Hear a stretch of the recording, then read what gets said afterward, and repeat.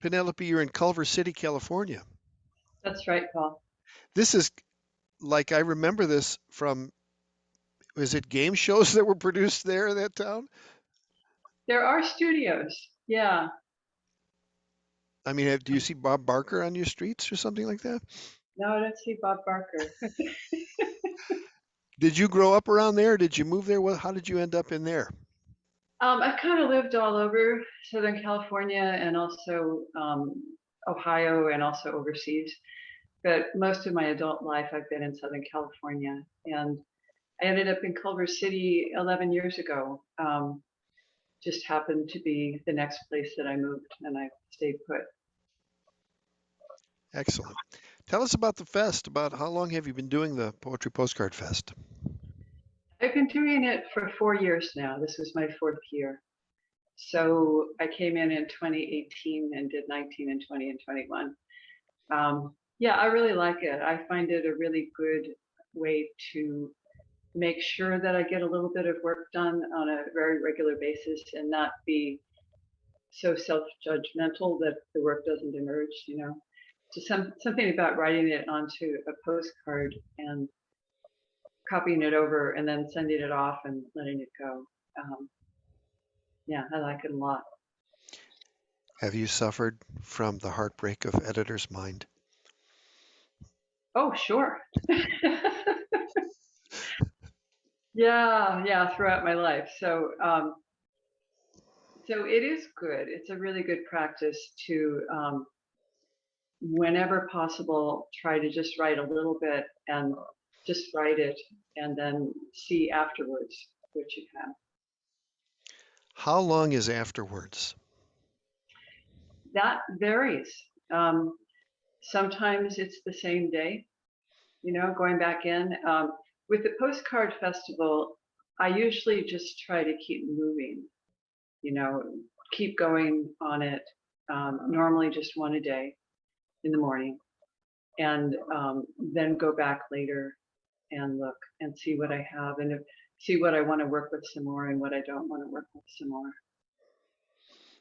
Who was the one who told you about the fest? Terry Holzman.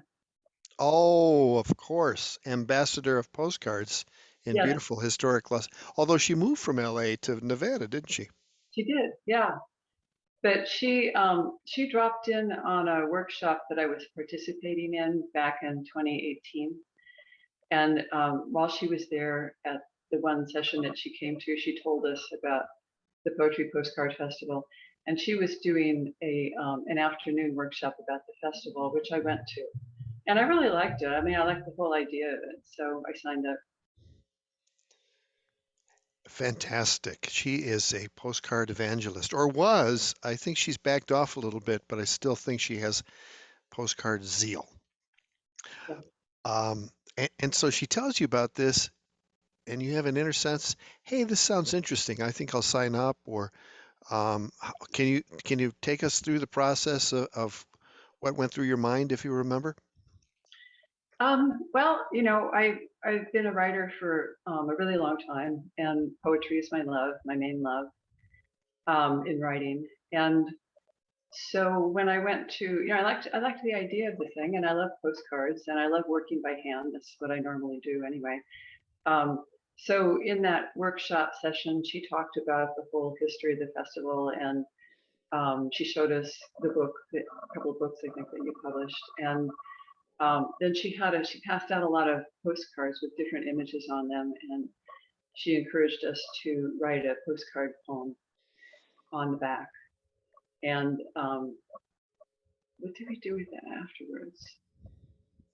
Honestly, I don't remember what we did with the cards afterwards, but um, she promised also to send a postcard poem to everybody who had come to the workshop, which was really nice. So yeah, I like the whole feeling of it, and so that's how. So 4 years, you've had some sense of how it works, and even had the bonus year during the first year of the pandemic. So an extra 6 months or whatever it was to write. How does it augment your own poetry practice? Well, it just encourages me to do a little bit each day, whenever possible. Not always possible, but when possible to do that. And I mean, I have the practice I've had for a long time of in the early morning sitting with the intent. Um, Sometimes I don't write in the early morning time. Sometimes I just read, usually poetry. Um, but to be open to the possibility of getting a few words down.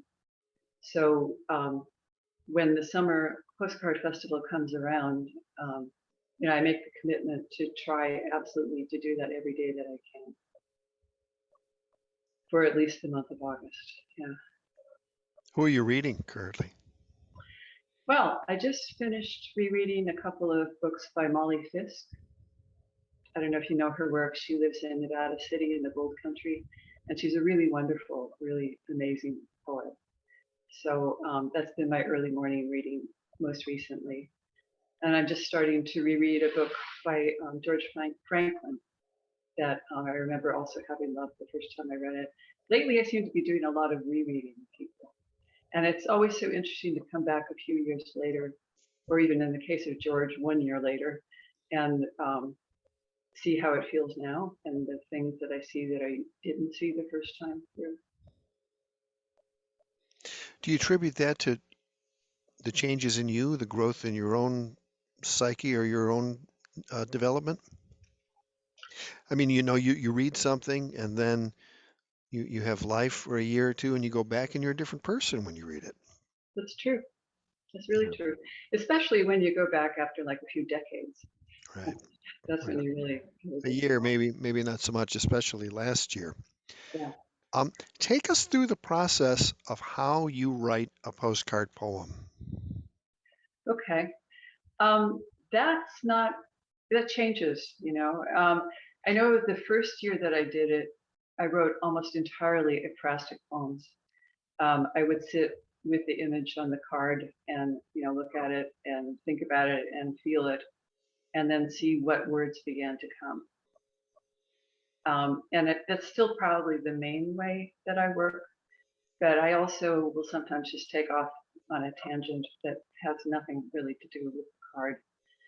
Also, the first year, I think I did exclusively commercially produced cards that I just happened to have collected over time.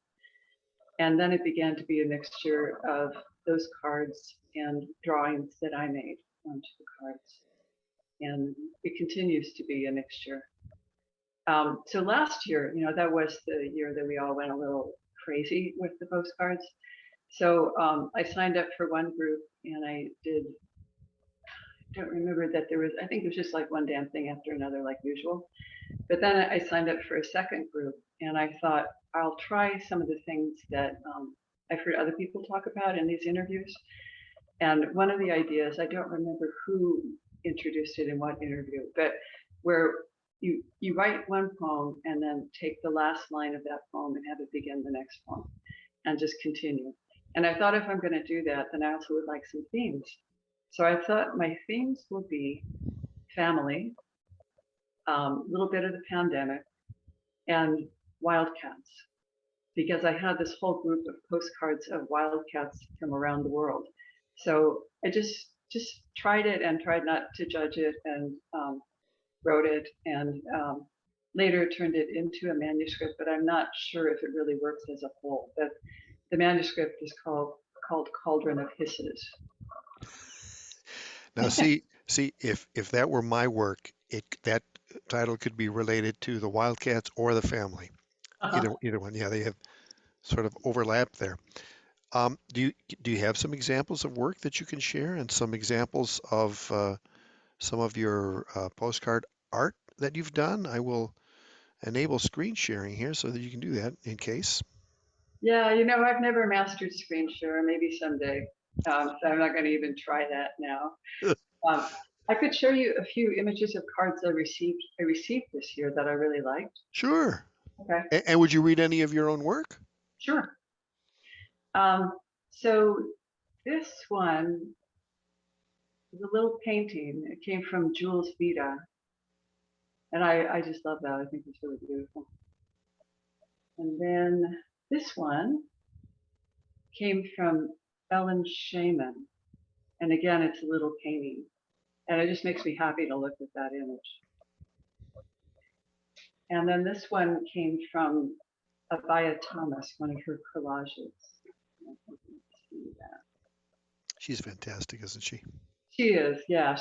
I've never met her, but I sort of feel like I know her. We've been exchanging cards for 4 years now. She seems like a really lovely person. Yeah.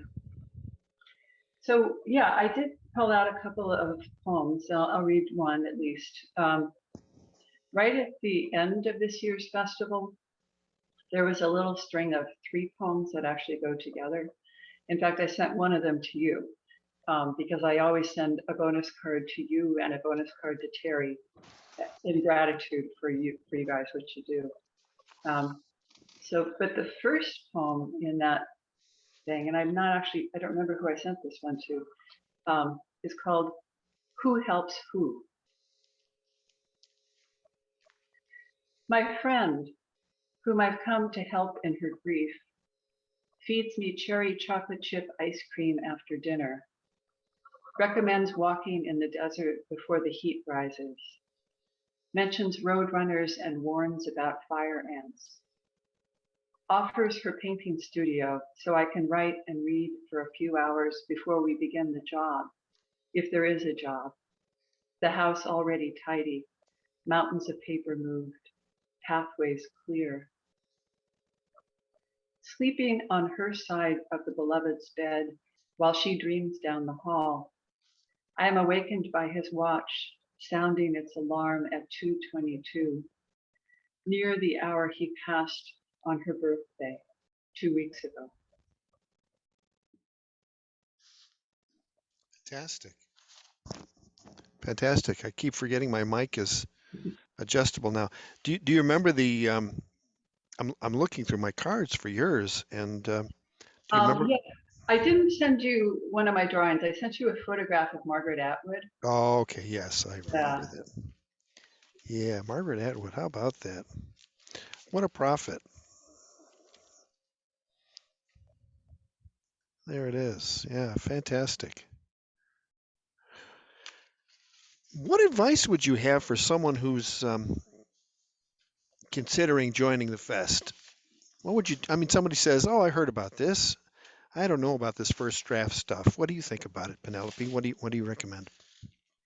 I would tell them what I've told a few friends and one relative who are doing the fest now, which is just jump in, just sign up. The cost is minimal. Um, it's a pleasure, and don't try to be perfect. It's impossible to be perfect on these cards. You're not going to send perfect cards. You're not going to receive perfect cards. It's just the exchange. It's the pleasure of the exchange. Some of the people that I've encouraged to try it are already practicing poets, and some are not. And one friend of mine who actually this year was her first year of doing it, and I know she was really anxious about it. Even though I kept saying, it's very low key. There's no judgment. Just have fun. But once she started doing it, and especially when she started receiving cards, she loved it. She really loved it. I think she's going to do it again. And she's not a poet. She is a writer. She's someone who writes grant proposals and things like that. But she loves literature and she loves art. And so she really had a good time. There's a fascinating thing that happens, I think, when you begin to not worry about being perfect, which is a very difficult task for a Virgo, let me assure you of that. But when you let go of that, and then you begin to see that things emerge that, oh, I wasn't really aware of that while I was writing. That's interesting. You're tapping into a larger consciousness. I'll just put it that way. And it begins to affect your life. It begins to allow you to be guided in other aspects of your life. I mean, I forget who said it, but someone said you walk out. I think it was Pat Martino, the guitarist who died about 2 weeks ago, who had an aneurysm in his 30s and forgot everything, even his parents, and had to relearn playing guitar. But he talked about how it's just his way of being in the world. It happens to be through guitar. And if you walk outside, uh, walk outside your front door without a plan of knowing where to go, you're improvising. So when you can improvise there, or you can improvise during cooking, or you can improvise as you're driving, um, or we were already doing this, when you recognize as that's what you're doing, then I think the improvising a poem doesn't seem as scary and as subversive as we have been led to believe in this culture. So have you seen any effects in your quote unquote normal life outside of writing poems where this capacity has changed things? Huh.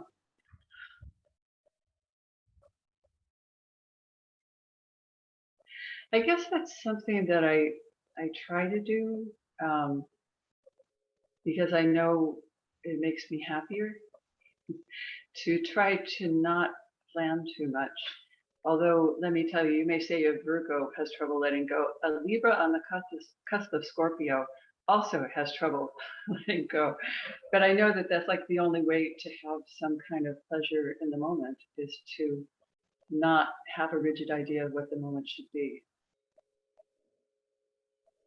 So, To be committed to the magic of the moment.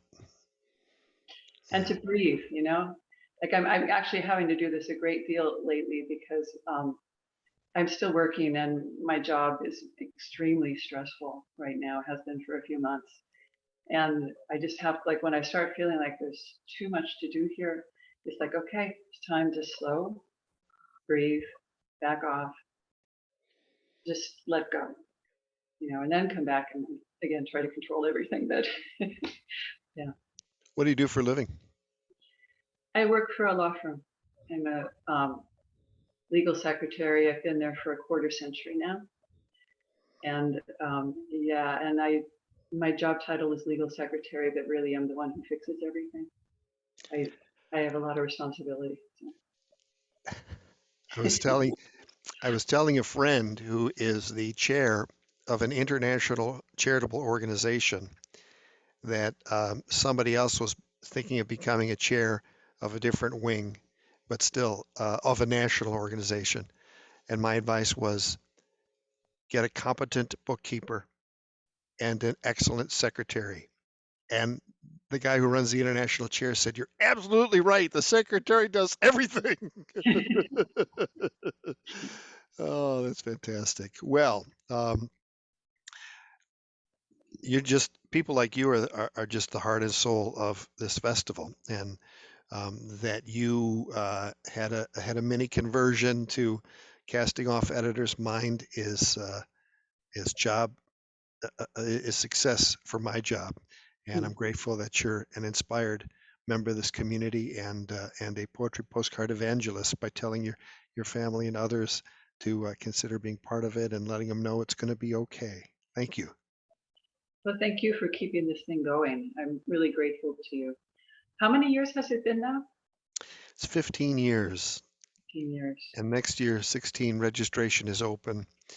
We have a series of workshops that allow people to sort of double down on the concept of writing spontaneously and looking at some of the theory of really post World War II spontaneous composition approaches, including Charles Olson and Denise Levertov and Robert Duncan and Jack Spicer and Robin Blazer and other folks like that.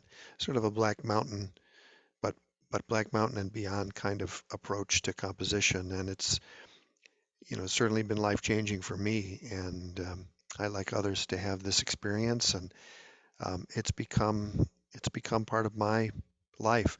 I forget who it was in Texas. Might have been Judy Jensen, might have been Janet McCann, one of those two who said Postcard Fest time is like a season of the year. It's like the holidays or like springtime where it just feels right to do postcards. So during the pandemic, to extend it was the right thing to do so people wouldn't be climbing the walls because of the lockdown necessities. But I also never want to do that again.